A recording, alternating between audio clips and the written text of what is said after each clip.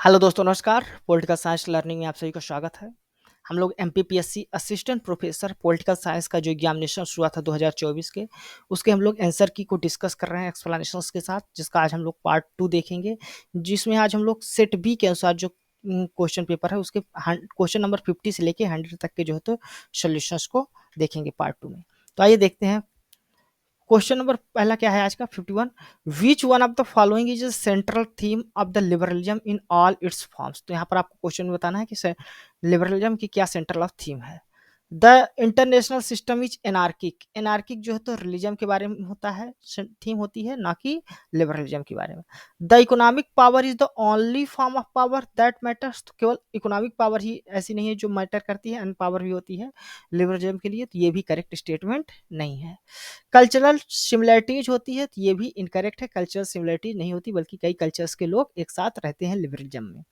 Notion of the harmony are balance among the competing interest of the states. जो states के competing interest होते हैं उनके बीच harmony और बैलेंस बना रहता है, तो ये नोशन पाया जाता है। ये करेक्ट स्टेटमेंट है। तो यहाँ पर आपका डी नंबर जो है तो करेक्ट होगा। आंसर करेक्ट आंसर क्या होगा? Option number D, notion of harmony are balance among the competing interest of states.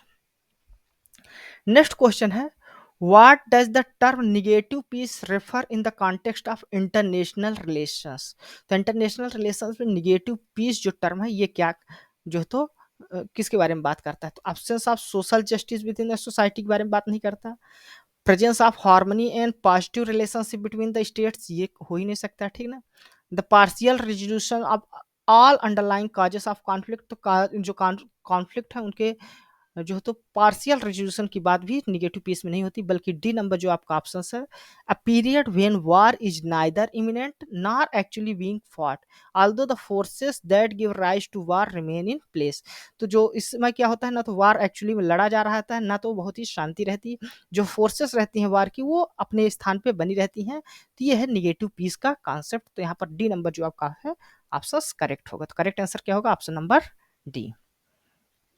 Next question है, which of the following theories regarding the origin and nature of the state not mention in the Shanti Parva. तो शांति पर्व में कौन सी theory mention नहीं है? Social contract theory है, लोगों के बीच जो है तो कॉन्ट्रैक्ट होता है, जिसमें शांति पर्व में ये मेंशन किया गया है। उसमें दैविक जो ये कॉन्ट्रैक्ट होता है देवताओं के द्वारा कराया जाता है, तो डिवाइन थ्योरी भी यहाँ पर आती है।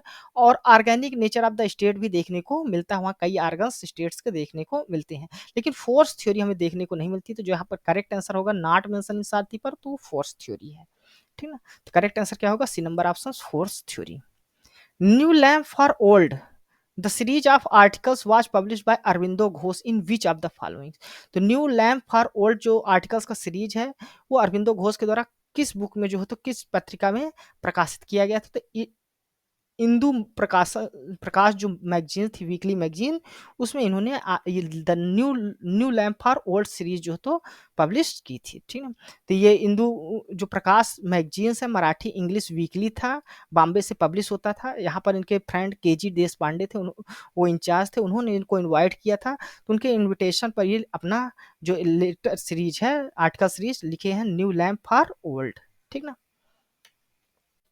नेक्स्ट क्वेश्चन है 55 question, which of the following is not consider to be factor of decline of assemblies. तो इनमें से बताना है कौन सा फैक्टर है जिसके कारण डिक्लाइन नहीं हुआ असेंबलीज का। Growth of the coalition government, इसकी वजह से डिक्लाइन हुआ है। Rise of interest group of India powers की वजह से असेंबलीज का। और ऑर्गेनाइजेशंस के जो वीकनेस ऑफ असेंबलीज है उसकी वजह से भी हुआ है। लेकिन जो emergence of discipline political parties है इसकी वजह से जो असेंबलीज का डिक्लाइन है वो नहीं हुआ है, बल्कि स्ट्रेंथन हुई है, ठीक ना। तो यहाँ पर करेक्ट आंसर क्या होगा? आपका नंबर सी नंबर ऑप्शन यहाँ पर करेक्ट होगा, ठीक। Emergence of discipline political parties. Next question, in which one of the following country all the member of the upper house of the federal legislature are appointed by the government. तो जो भी upper house के जितने भी member होते हैं वो appoint government के द्वारा किए जाते हैं। ये कहाँ किया जाता है? ये कनाडा में किया जाता है, याद रखिएगा। सी नंबर जो आपका ऑप्शन है वो करेक्ट होगा। Next question, which one of is a standing committee of Gram Sabha in Madhya Pradesh. तो मध्य प्रदेश में स्टैंडिंग कमेटी कौन कौन सी है? ग्राम विकास समिति है और ग्राम निर्माण समिति। तो यहाँ पर ग्राम निर्माण समिति बस आपका ऑप्शन में है, तो करेक्ट आंसर क्या होगा? ए नंबर होगा। कृषि विकास समिति नहीं है बल्कि ग्राम विकास समिति, दो स्टैंडिंग कमेटी है। तो यहाँ देख सकते हैं आप लोग सेक्शन 7A मध्य प्रदेश पंचायती राज एवं स्वराज अधिनियम जो 1993 का है, उसमें जो है तो दो स्टैंडिंग कमेटी की बात की गई है, ग्राम निर्माण समिति की और ग्राम विकास समिति की। नेक्स्ट क्वेश्चन है which of the following is not listed in schedule 4th अब तो पंचायती राज एवं ग्राम स्वराज अभियान। तो इनमें से लाइब्रेरीज है, कल्चरल एक्टिविटीज है, फ्यूल और फोडर है। जो नहीं मेंशन है वो रूरल स्पोर्ट्स नहीं मेंशन है। ठीक है, तो याद रखिए करेक्ट आंसर क्या होगा? B number, rural sports. Which of the following is not a sections of collectorate in Madhya Pradesh. तो कौन सा सेक्शन नहीं है कलेक्ट्रेट इन मध्य प्रदेश का? तो ये है सोशल वेलफेयर, जो तो एक सेक्शंस के रूप में नहीं है। इसको हमने देखा है कलेक्ट्रेट डिस्ट्रिक्ट ऑफ दतिया, जो गवर्नमेंट ऑफ मध्य प्रदेश की वेबसाइट है वहां पर, तो वहां पर लिखा हुआ है the collectorate is divided into sections as per administrative reform taken by government of Madhya Pradesh. तो यहाँ पर है कौन कौन से फाइनेंस भी आपको देखने को मिलेगा, रेवेन्यू सेक्शंस भी देखने को मिलेगा और फूड सेक्शंस भी देखने को मिलेगा। ये 3 सेक्शंस यहाँ देखने को मिलते हैं। सोशल वेलफेयर सेक्शंस यहाँ देखने को नहीं मिलता। जो अदर है वो एस्टेब्लिशमेंट है, डीएम कलेक्टर रीडर सेक्शंस है, लैंड एक्विजिशन सेक्शंस है और लोकल इलेक्शन या जनरल इलेक्शंस का सेक्शंस है, जो कि यहाँ पर हमारे एक ऑप्शंस में था। ठीक ना, फाइनेंस नहीं था। ठीक ना, ऑप्शंस में। तो यहाँ पर देख सकते हैं कि रेवेन्यू भी है, फूड भी है, लोकल इलेक्शंस भी है, सोशल वेलफेयर आपका नहीं है। नेक्स्ट क्वेश्चन है Herbert S Simon did not include which of the following step in decision making process. तो हर्बर्ट साइमन जो है तो क्या इंक्लूड नहीं करते डिसीजन मेकिंग प्रोसेस में? उनके डिसीजन मेकिंग प्रोसेस में इंटेलेक्चुअल प्रोसेस आता है, डिजाइन प्रोसेस आता है, सिलेक्शन प्रोसेस आता है। रिसर्च प्रोसेस जो उनको सिलेक्शन से नहीं आता, तो यहाँ पर डिसीजन मेकिंग प्रोसेस में। तो यहाँ पर करेक्ट आंसर क्या होगा? डी नंबर आपका ऑप्शन होगा, the research process. Next question है what is the correct about the exercising of the power casting vote of the speaker of the legislative assembly. तो लेजिस्लेटिव असेंबली जो casting vote का use करते हैं, exercise करते हैं, उसके बारे में इनकरेक्ट स्टेटमेंट आपको कौन सा करेक्ट स्टेटमेंट है वो बताना है। ठीक है, correct statement the speaker will be exercise his power of casting vote in case of equal votes. तो जब इक्वल वोट्स होते हैं सभा में तब स्पीकर जो है तो अपना कास्टिंग वोट यूज करता है। करेक्ट है। The speaker is not bound to exercise the power of casting vote. तो ये भी करेक्ट है। ये स्पीकर की विवेकाधीन शक्तियां हैं, ना कि बाइंडिंग है इसके ऊपर। ठीक है ना, तो ये बाउंड नहीं है। यहाँ पर जो करेक्ट आंसर होगा सी नंबर ऑप्शन होगा। वो अपना यूज कर भी सकता है कास्टिंग वोट का, नहीं भी कर सकता। तो यहाँ पर बोथ स्टेटमेंट क्या है? करेक्ट है कास्टिंग वोट के बारे में। ठीक है, सी नंबर आपका ऑप्शन करेक्ट है। Which of the following expenditure shall be expenditure charge on the consolidated fund of the state? तो यहाँ पर जो चारों दिए हुए हैं आपके allowance, emolument and allowances of governance, other expenses related to office of governor, ठीक ना, साथ ही साथ स्पीकर और डिप्टी स्पीकर के जो लेजिस्लेटिव असेंबली होते हैं उनकी सैलरी और अलाउंस, और जो अदर एक्सपेंसेस है related to speaker office of speaker and deputy speaker legislative assembly, ये सभी जो तो चार्ज होते हैं कंसोलिडेटेड फंड ऑफ स्टेट में। तो यहाँ पर डी नंबर जो आपका ऑप्शन है वो करेक्ट होगा। नेक्स्ट क्वेश्चन है the term mutually assured destruction is mostly closely relate associated with which concept. तो म्यूचुअली एश्योर्ड डिस्ट्रक्शन जो कॉन्सेप्ट है ये जो तो रिलेटेड है आपके न्यूक्लियर डिटरेंस से, यानी डी नंबर जो आपका ऑप्शन है यहाँ पर वो करेक्ट होगा। ठीक है, न्यूक्लियर डिटरेंस के बारे में जब बात करते हैं तो वहां पर हम लोग अक्सर म्यूचुअली एश्योर्ड डिस्ट्रक्शंस की बात करते हैं। नेक्स्ट क्वेश्चन है in which of the following universities the department of international politics was first form as a separate academic discipline in 1919। तो 1919 में सेपरेट डिसिप्लिन के रूप में कहाँ पर जो हो तो first department of international politics बना था? तो यूनिवर्सिटी ऑफ वेल्स यूके में बना था, याद रखिएगा। ठीक ना, 1919 में the department of international politics first of its kind in the world founded at university college of Wales एबेस्टवर्थ। नेक्स्ट क्वेश्चन है which of the following is not an agent of political socialization. तो political socialization का कौन सा agent नहीं है? तो political party socialisation करती हैं, रिलीजियस इंस्टीट्यूशंस भी करते हैं और इंटरेस्ट ग्रुप भी करते हैं। नहीं है जो वो मिलिट्री नहीं है, तो यहाँ पर नहीं पूछा तो आपका करेक्ट आंसर होगा मिलिट्री। ठीक ना, डी नंबर ऑप्शन यहाँ पर एजेंट नहीं है पॉलिटिकल सोशलाइजेशन का। करेक्ट आंसर क्या हो गया आपका? D number option. Next question है who among the following scholar has given the idea of democratic plutarchy. तो डेमोग्राफिक जो प्लूटार्की का कॉन्सेप्ट है ये विल्फ्रेडो पैरेटो के द्वारा दिया गया है। तो ठीक ना, उनका एक आर्टिकल पैरेटोज कॉन्सेप्ट ऑफ डेमोक्रेटिक प्लूटार्की यहाँ पाए हैं। तो यहाँ पर देख सकते हैं जो कॉन्सेप्ट दिया गया था डेमोग्राफिक गोकिक प्लूटार्की का, वो किसके द्वारा दिया गया था? विल्फ्रेडो पैरेटो के द्वारा। करेक्ट आंसर क्या है? Option number D, Vilfredo Pareto. Who laid down the secular foundation of the authority of the state? तो secular foundation of the authority of the state किसके द्वारा दिया गया है? तो मार्सिंगलियो के द्वारा दिया गया है। ए नंबर जो आपका ऑप्शन है वो करेक्ट होगा। मार्सिंगलियो ऑफ पॉडुआ जो है तो इन्होंने सेकुलर फाउंडेशन किया था अथॉरिटी ऑफ द स्टेट्स का।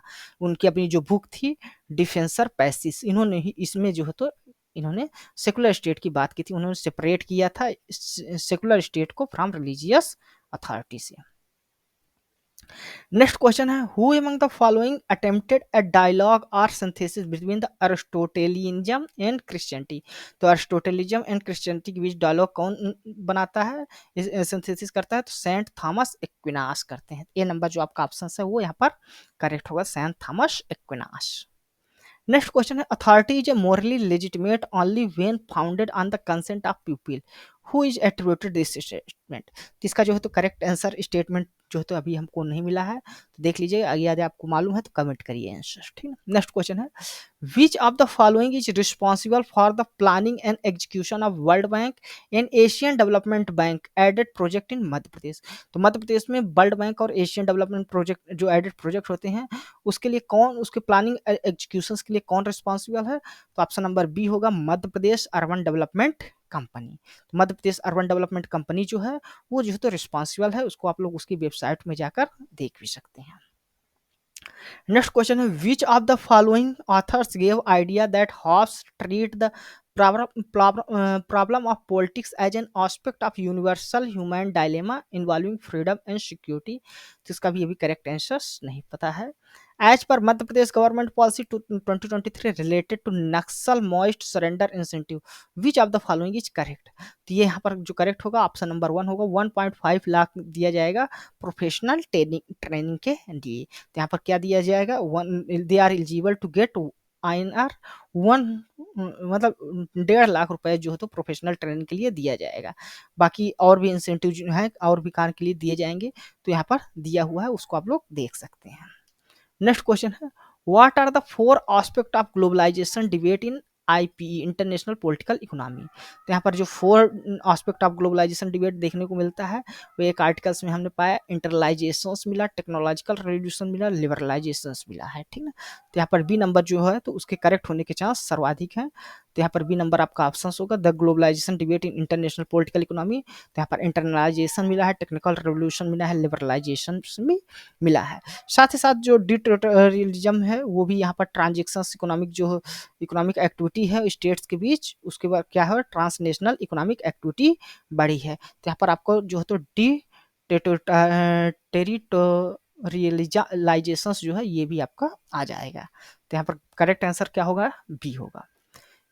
नेक्स्ट क्वेश्चन है, which western thinker use the gap approach for index of literacy birth date rate per capita income poverty levels rate fixed capital formation and productivity? तो यहाँ पर जो correct सर्वाधिक correct answer मिल रहा है अभी राउल प्रेविस का मिल रहा है, ठीक है। बाकी इसमें ये भी डाउटफुल है, ठीक है।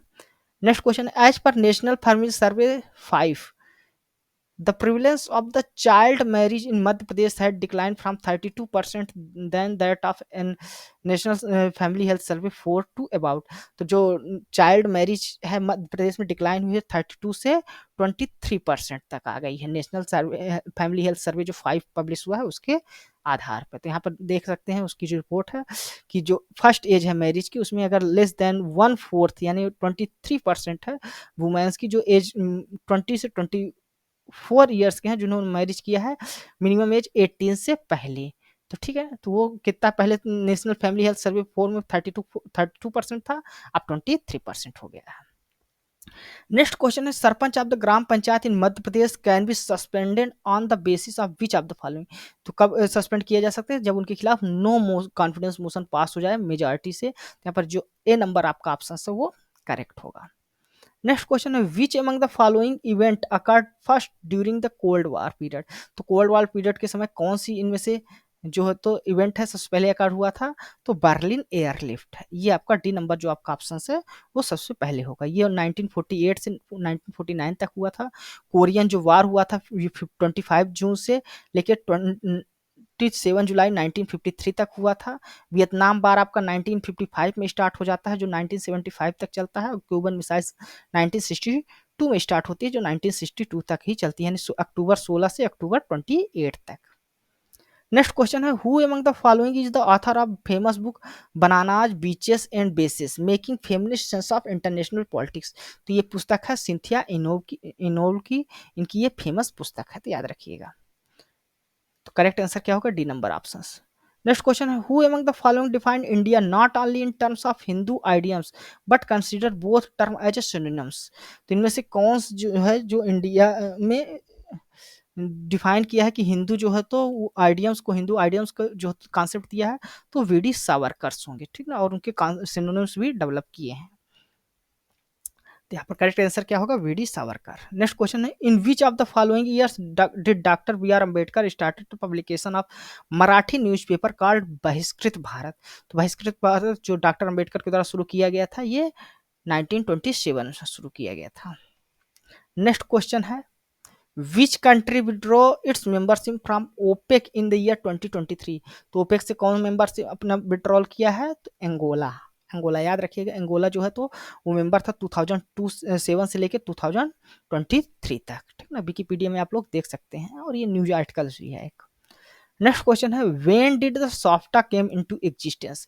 सॉफ्टा एग्जिस्टेंस में कब आया था, 1 जनवरी 2006 में जो है तो एग्जिस्टेंस में इटेब्लिश हुआ था। इसके जो सिग्नेचर्स हुए थे 2004 में ही हो गए थे इसको बनाने के, ठीक ना। तो एग्जिस्टेंस में कब आया था, 1 जनवरी 2006 को। तो इटेब्लिशमेंट देख सकते हैं कब हुआ है, 2006 को, ठीक है। इनफोर्स हुआ 1 जनवरी 2006। इसके लिए सिग्नेचर हुए थे 6 जनवरी 2004 में। नेक्स्ट क्वेश्चन है who denies Berlin claims that there are two concept of freedom. तो ये भी अभी कॉन्सेप्ट नहीं मिला है, क्लियर।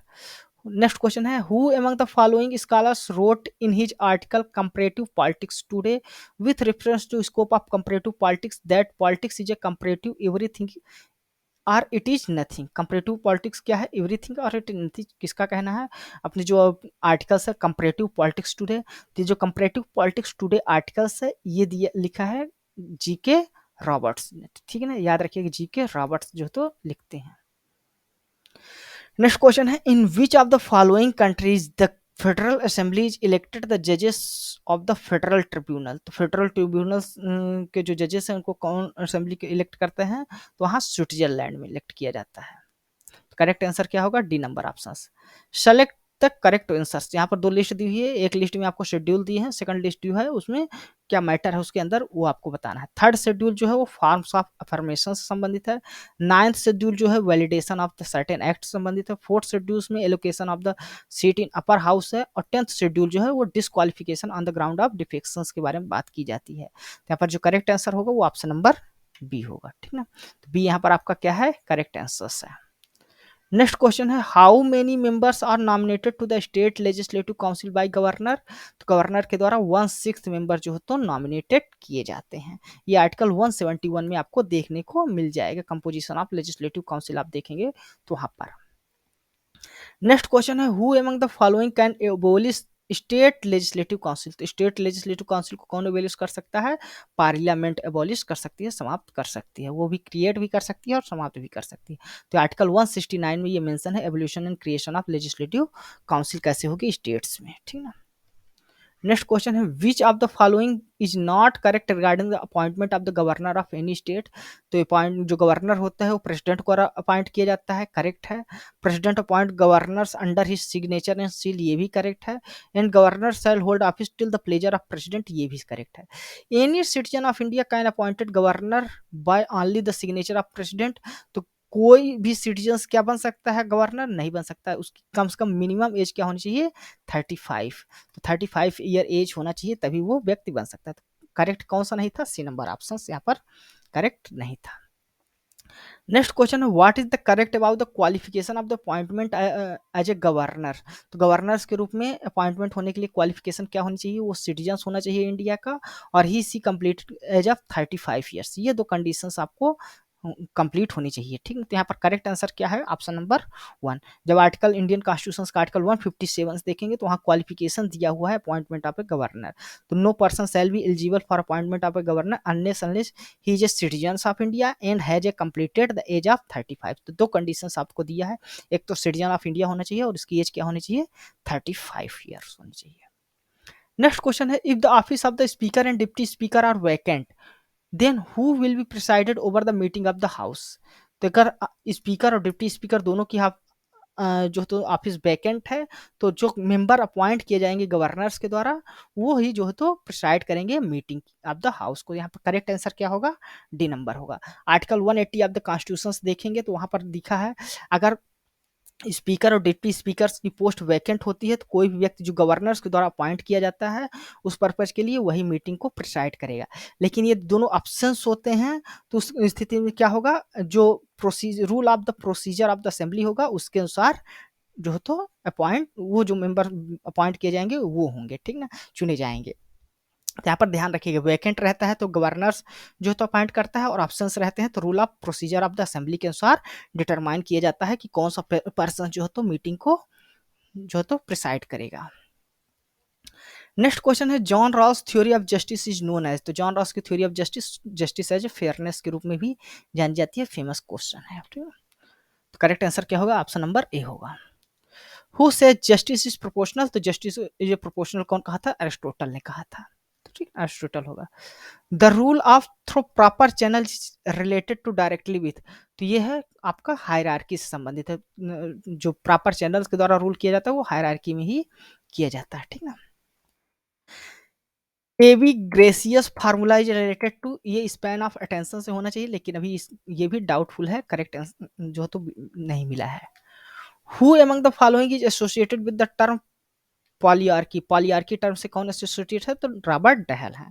रॉबर्ट डहल हैं जिन्होंने टर्म पॉलीआर्की का सबसे पहले यूज किया था, तो याद रखिए कौन एसोसिएटेड है, Robert A Dahl.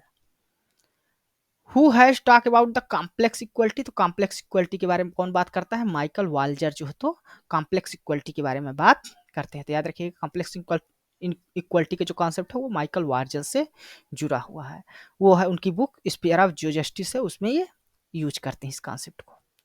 Next question है, which place is not included in the 4 mutts of the public administration in India. तो इसका जो करेक्ट आंसर होना चाहिए जयपुर होना चाहिए, लेकिन ये थोड़ा डाउटफुल है और जो हिंदी ट्रांसलेशन है इसका 4 जो है तो प्रकाशक दिया हुआ है एडमिनिस्ट्रेशन प्रशासन की जगह, तो ये क्वेश्चन भी जो है तो कैंसिल भी हो सकता है।